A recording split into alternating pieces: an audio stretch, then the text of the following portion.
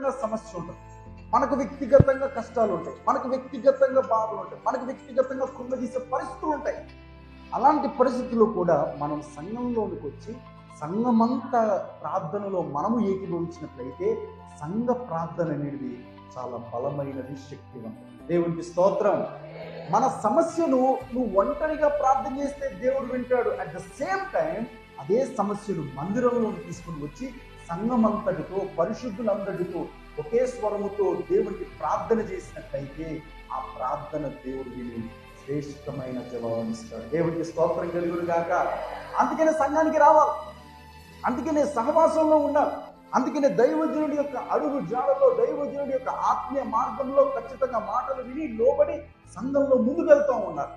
సంఘం కాకుండా నేను ఒక్కరిని వెళ్ళి ప్రార్థన చేసుకుంటాను, నా ప్రార్థన దేవుడు వింటాడంటే అది చాలా కష్టం. చూడండి, 4 కట్టెలు చేస్తేనే అగ్ని బాగా మండుతుంది. కరెక్టే కదండి? 4 కట్టెలు ఉన్న చోట నేను వీళ్ళతో మండను, నేను ఈ 4 కట్టెల కన్నా ఎక్కువ మండుతా, నేను ఈ 4 కట్టెల కన్నా నేను ఎక్కువ మంట నా కట్టలో వస్తుందని చెప్పేసి ఆ కర్ర పక్కకెళ్ళి పక్కన మండే ప్రయత్నం చేసింది అనుకోండి, అది మంటగలుగుతుందండి? అది వెలగగలుగుతుందా? అది అగ్ని బాగా వెలుగుతుందా? కర్రకి గాలి వస్తే ఏమైపోద్దండి? ఆరిపోద్ది. అదే నలుగురితో ఉన్నారనుకోండి బాగా వెలుగుతాం.